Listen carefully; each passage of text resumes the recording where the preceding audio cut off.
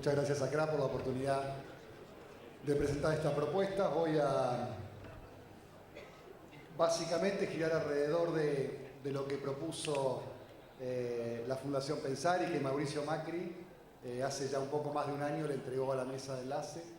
Está Rubén acá, estaba Luis Miguel en ese momento también, pero poniendo un foco principal en por qué nos interesan estas propuestas, por qué desde la política, yo vengo del sector, pero por qué desde los otros sectores de la política se prioriza tanto al sector agroindustrial de aquí para adelante, como eje para adelante. Básicamente porque, como ya se ha dicho bastante, como es la visión de Mauricio Macri en este sentido, solamente puede haber un desarrollo integral de todo el país con un desarrollo fuerte del sector agroindustrial. Porque para que cada persona en el lugar donde nazca tenga igualdad de oportunidades con los que nacen en las zonas centrales, tiene que haber un fuerte desarrollo del sector agroindustrial. Y porque el sector agroindustrial va a ser el motor sobre el que se va a movilizar toda la economía y toda la macro que está tan desequilibrada en este momento. Y todas las actividades económicas son dependientes de la macro. No se puede pensar en un plan para el sector agropecuario sin ordenar la macro, que tiene nada más, el doctor Lanuse dijo que el problema económico era un problema sencillo, que el problema era institucional, pero bueno, puede haber un poquito de complejidad en el problema económico también, pero son estos cuatro ejes: recomponer el equilibrio fiscal, bajar la inflación, recobrar credibilidad como motor de toda esta rueda y después eliminar las restricciones cambiarias, un tipo de cambio competitivo, estable y rápidamente a un mercado único de cambios, como es hoy la situación del mundo, pero seguramente que rápidamente a un mercado único de cambios, porque es muy difícil pensar que pueda haber una entrada de dólares con un escenario difuso de cuándo se levanta el cepo. Entonces vemos que desde las primarias de agosto va a haber un cambio, una perspectiva en el mercado, que es lo que hay que ir creando para que esto pueda cumplirse a la mayor velocidad posible. Sobre las 13 propuestas, algunos comentarios. Hay tres ejes que están representados en los distintos colores. El primero es el eje comercial: apertura de exportaciones, eliminación de ROE. Ya dijeron la importancia de este aspecto, lo sabemos todos hoy y durante mucho tiempo. En maíz, en trigo, ROE pesó más que retenciones, la incidencia es enorme. Hoy tenemos 4 actividades afectadas por los ROE como herramienta de restricción de exportaciones. Y no hay forma de levantar cepo, no hay forma de abrir mercados si no es a través de la eliminación de ROEs. Nuevas estrategias en las relaciones económicas internacionales. El mundo, desde que nos empezamos a ir en el 2006-2008 de los distintos mercados mundiales, el mundo además cambió un montón. En este momento ya Mercosur está negociando con Europa sin una participación activa de Argentina. Hay distintas actividades que necesitan instalarse con temas de comercio internacional centralmente. Los pollos en Europa necesitan cupos, los vinos argentinos compiten mal con los vinos chilenos, no solamente por el tipo de cambio, no solamente por otro tipo de restricciones, sino además porque no hay tratados de comercio y tienen aranceles muy diferenciales. Lo mismo con los pollos argentinos para entrar en Corea. Todo el tema de relaciones internacionales es tan importante hoy y en un mundo que seguro que cambió un montón desde que nos fuimos saliendo en 2006-2008. Y después competencia y transparencia en el mercado interno, bueno, desde los precios sugeridos de Liniers en 2006 a los precios cuidados actuales ha habido un abanico de situaciones que siguen distorsionando los mercados. En el eje impositivo, que tiene 4 puntos, reducción y eliminación inmediata de los derechos de exportación para todos los productos, salvo soja, con una reducción gradual. Cuando este proceso del tema de eliminar retenciones se va planteando en la sociedad y en la política, empezaron todos con que las economías regionales sí. Después resultó obvio que para el trigo también. Y el maíz durante este año se veía que mucha gente, nosotros hacíamos la propuesta desde el año pasado, pero que muchos sectores de la política dudaban con el maíz, que los pollos, que un montón de variables, que el feedlot. Hoy todas las industrias quieren que se saquen las restricciones al maíz y nos imaginamos, el otro día pregunté en Mar del Plata, en A Todo Trigo, ¿quiénes van a sembrar la misma superficie de maíz el año que viene? quienes piensan achicar la superficie de maíz masivamente. En una reducción del 20%, que anoche Pilu Girado me decía que capaz que era poco, en un escenario de reducción del 20% en la superficie de maíz, las retenciones apenas llegan a 100 millones de dólares. La carne, con una afectación patrimonial enorme de reducir el 25% su stock patrimonial. El trigo, una actividad donde tenemos todo guardado y en las zonas centrales de producción del país, en el sur de la provincia de Buenos Aires, no lo podemos comercializar. El maíz, que para mí viene corriendo un poquito atrás del trigo y que viene en ese mismo escenario, de quedarse en una actividad que no va a aportar retenciones y que va a tener una reducción drástica de siembras. Y la leche, la otra actividad afectada por los ROE, que está, como ya decía Federico recién, estancadísima en un escenario que, teniendo las tasas de Mercosur, deberíamos estar en 18.000, 20.000 millones de litros. Esa destrucción tiene que abrirse, pero no solamente desde los ROE, no solamente de las retenciones, sino en la capacidad de poder colocarnos en los mercados internacionales, porque es una necesidad esencial para que este proceso de expansión pueda darse. Bueno, no me quiero demorar. Simplificación de la normativa y reglamentación impositiva. Sabemos todos acá, lo viven perfectamente, que esto no es solamente un tema de retenciones, no es solamente un tema de ROE, es un tema de saldos de IVA que quedan acumulados, donde como único país en el mundo que tenemos que pasar por un abogado, pagar el 5 o el 10% para recuperar el IVA, que en el mundo civilizado es un trámite administrativo que dura una semana como máximo, y si dura más de una semana hay una causa administrativa para el empleado. Nosotros tenemos que recuperar el IVA nuestro pasando por un abogado y el 5 o el 10%. Y con el tema de inversiones como un eje central también la amortización acelerada de inversiones. El sector agroindustrial es una vaca muerta en potencia en términos de volúmenes de inversión. Hablábamos recién 18 o 20 mil millones de litros de leche. Para acceder a los mercados internacionales implica inversiones en secado. Seguramente hace falta una industria que crezca alrededor de esto. Son 2.500, 3.000 millones de dólares de inversiones en la industria para procesamiento de leche. En la parte forestal, un sector que tiene un potencial de desarrollo enorme en la Argentina, no tenemos hoy capacidad para procesar, o sea, ya se está perdiendo producción de madera que no se procesa. Son 3 o 4 mil millones de dólares más. Solamente en dos actividades estamos hablando de casi 10.000 millones de dólares de escenario de inversión para los próximos 6 u 8 años. Y si hablemos de lo que va a pasar con la industria frigorífica, si hablamos del potencial de crecimiento del cerdo, si hablamos del potencial todavía de crecimiento del pollo, hace falta inversiones. La herramienta más clara es la amortización acelerada. Se ve como una herramienta central porque sistemas diferentes. La Argentina tiene ya 70 y pico de sistemas de IVA distintos. Tenemos variabilidad en la liquidación de ganancias, que es infernal liquidarla, ya hasta para las ganancias de un empleado. Necesitas un contador y un contador capacitado, digamos, con posgrado en liquidación de sueldos. Así que no es a través de ganancias, sino que pensamos que a través de amortización acelerada de inversiones para no tergiversar más el régimen de ganancias. El penúltimo bloque tiene que ver con aspectos más específicos de infraestructura, leyes de fomento. Las economías regionales tienen cualquier cantidad de leyes de fomento y la efectividad de esas, salvo excepciones como la ovina, pero la efectividad de esas, sobre todo en las economías regionales, es muy baja. Hace falta una auditoría muy clara de a qué se ocupan esos fondos y de objetivos claros. Políticas específicas de carne y leche, que bueno, si después surgen por el tiempo lo voy a plantear.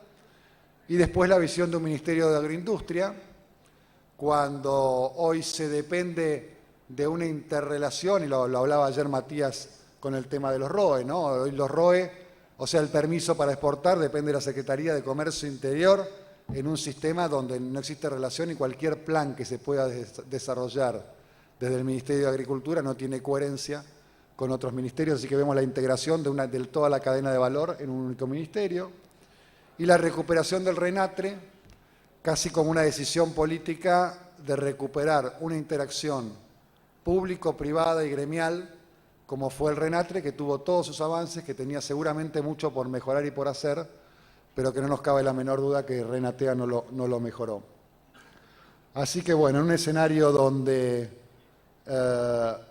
el sistema impositivo y la desprolijidad impositiva afecta a todo el sector agroindustrial, donde el cepo y el tipo de cambio afecta a todo el sector agroindustrial, donde los controles internos de precios están afectando a todo el sector agroindustrial, donde ya vemos que los derechos de exportación afectan a casi todos, menos a los lácteos, donde hay un grupo de productos que además tiene la combinación de ROE y retenciones, y donde queda un pequeño grupo casi destruido como actividades que fueron eje de la exportación argentina, que se están quedando prácticamente fuera de los mercados de exportación.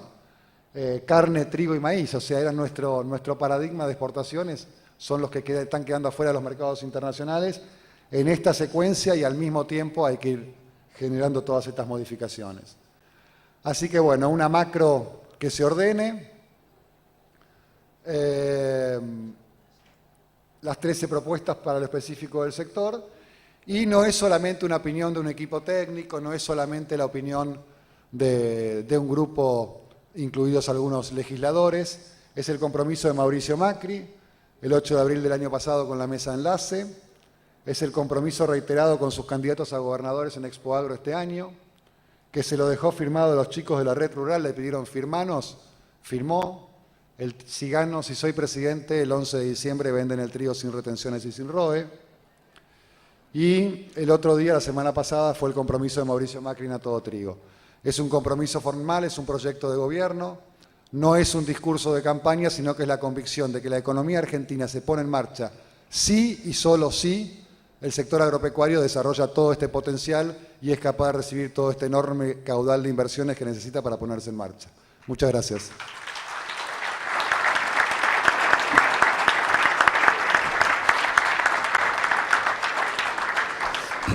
Muchas gracias, Willy. Bueno, nuestras secretarias van a retirar las preguntas. Mientras, tratándose esta reunión de CRA y siendo CRA una entidad tan federal, la primera cuestión que se nos ocurre es ¿cómo ven ustedes a futuro la relación tributaria entre nación y provincia? Para terminar con esta especie de delegación permanente que tienen los gobernadores de venir a buscar fondos a nación. La pregunta se la hago a los dos, quien quiera comenzar. Bueno, sin duda del volumen total de la recaudación, las retenciones fueron un factor de distorsión de la participación, o sea, hay que recuperar el solo hecho de, seguramente hace falta mejorar la ley de coparticipación y demás en plazo determinado, pero el solo hecho de recuperar la legislación vigente y de sacar estos impuestos que son principalmente extorsivos, el tema del impuesto al cheque también, y lo que es retenciones, que tuvo esa pequeña compensación con el fondo de la soja, pero hay que ir primero a ese esquema de cumplir lo que está y seguramente después habrá que repensar una ley de coparticipación con otros parámetros, pero el solo hecho de ir volviendo y eliminar del componente impositivo y pasar toda esa ganancia de retenciones es un factor importante ya. Y hay que ir a la eliminación del sistema de ATN como sistema normal de gestión, ¿no?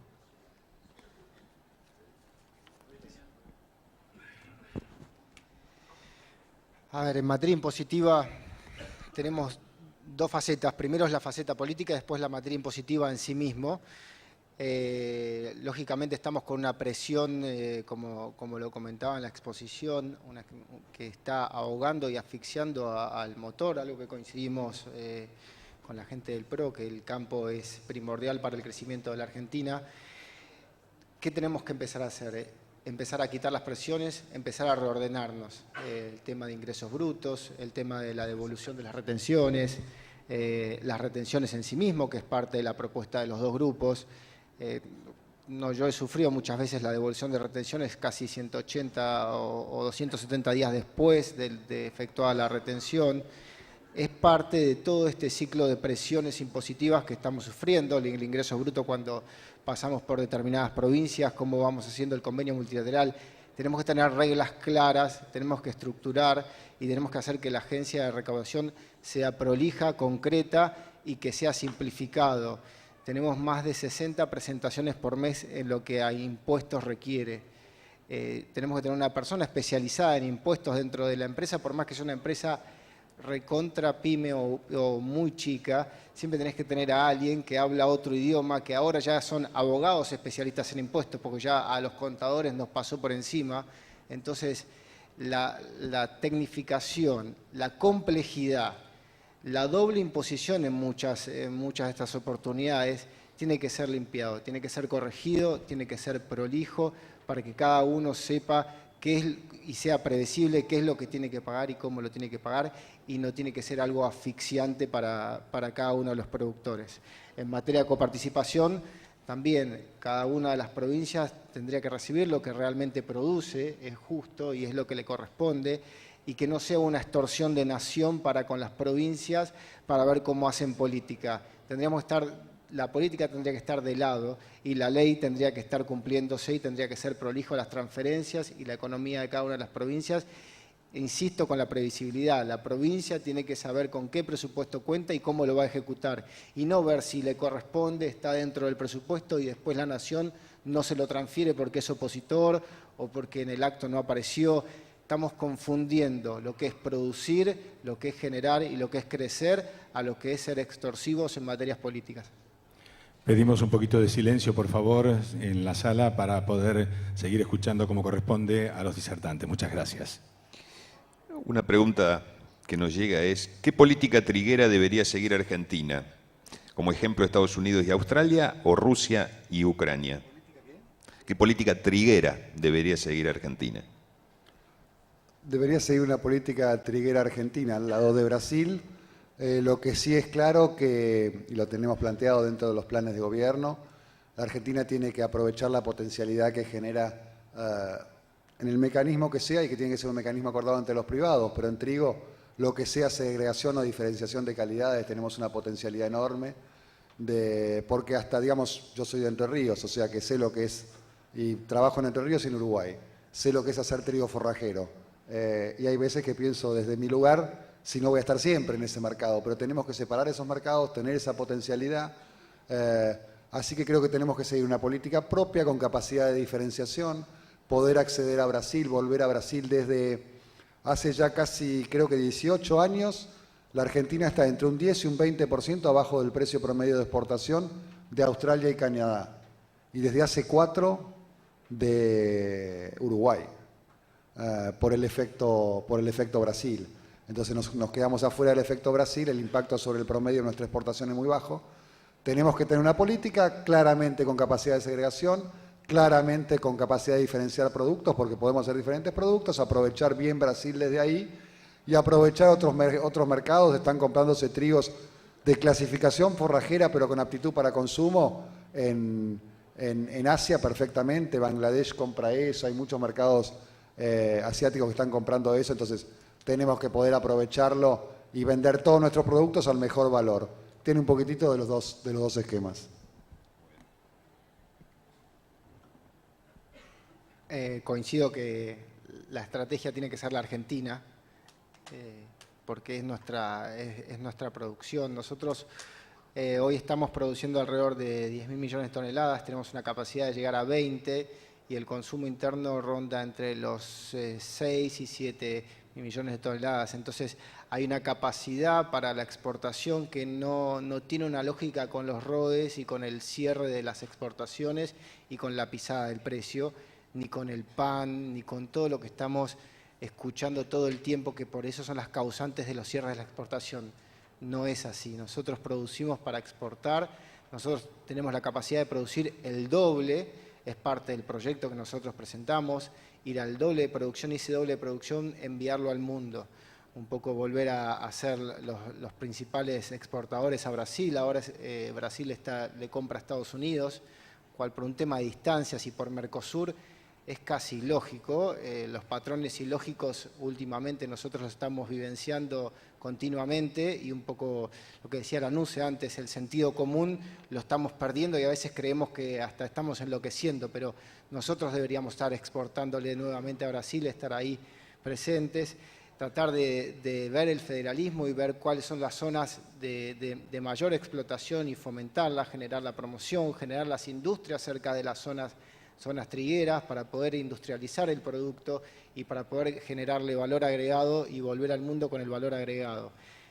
Fundamental, de nuevo, las retenciones y los ROEs, el compromiso que tienen ambos candidatos y que la verdad es del sentido común de ambos.